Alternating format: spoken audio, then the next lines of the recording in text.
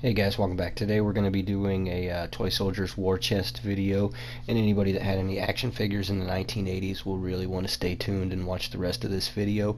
But before we get to that video, I just want to let you guys know I kind of got a sponsor. I told a guy that I'd go ahead and give him a plug and go ahead and advertise him. So before we do a review, we got that for you. Thanks guys.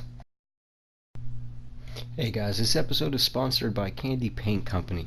Candy Paint Company is here in Sanford, Florida. It is locally owned and operated by Mike and Tony. They are a mobile detailing service, so that means that you call these guys up and they will come to you, and they basically do basic cleaning, detailing, paint correction, special coating applications, among other things. But I really suggest go look these guys up on the web, and thanks guys.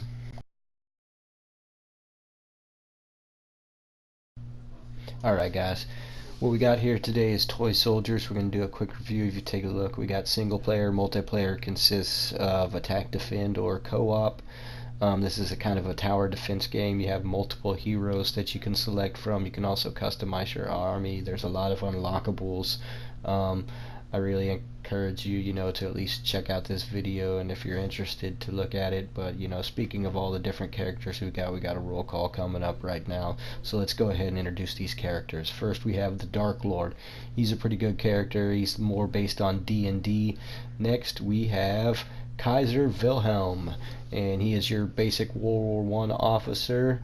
Next, we have your Assassin's Creed, I believe his name is Ezio, but he's one of the characters that you can get. Next we have, I want to say, Captain Phantom or whatever, kind of a space marine.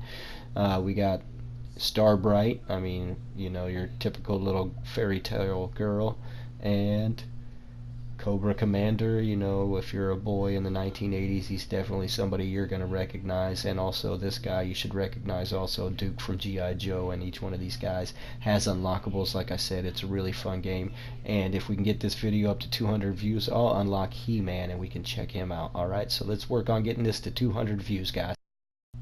Alright guys, this is a tower defense game, and you're going to want to defend your toy box from multiple ways of enemy assault.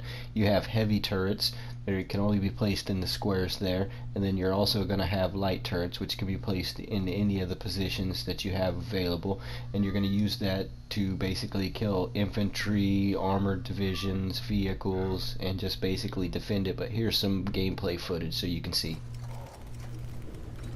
One reason why I wanted to share this game with you guys is I was extremely nostalgic. I'm an older guy and I was an 80s kid, so I had some action figures, and when I saw this game I kind of wanted to get out there and play it.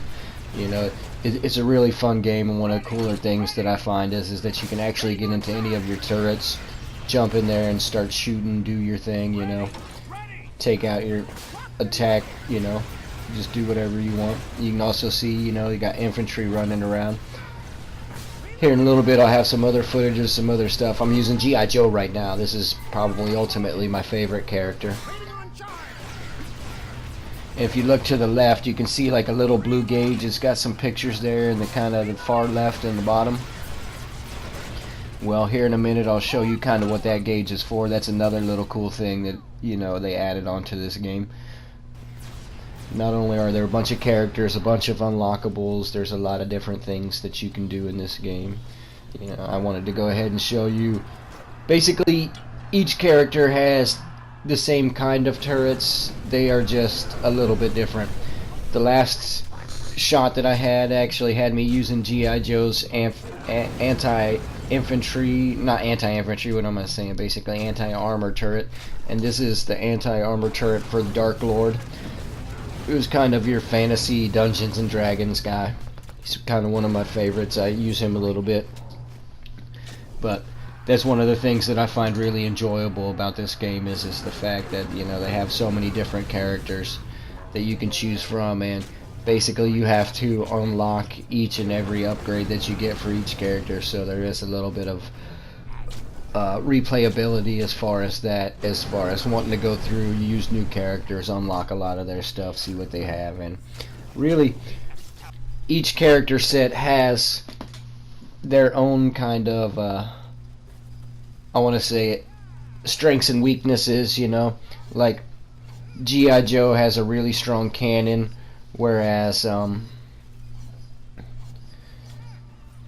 the Cobra's rockets aren't as strong as the cannon for anti-armor.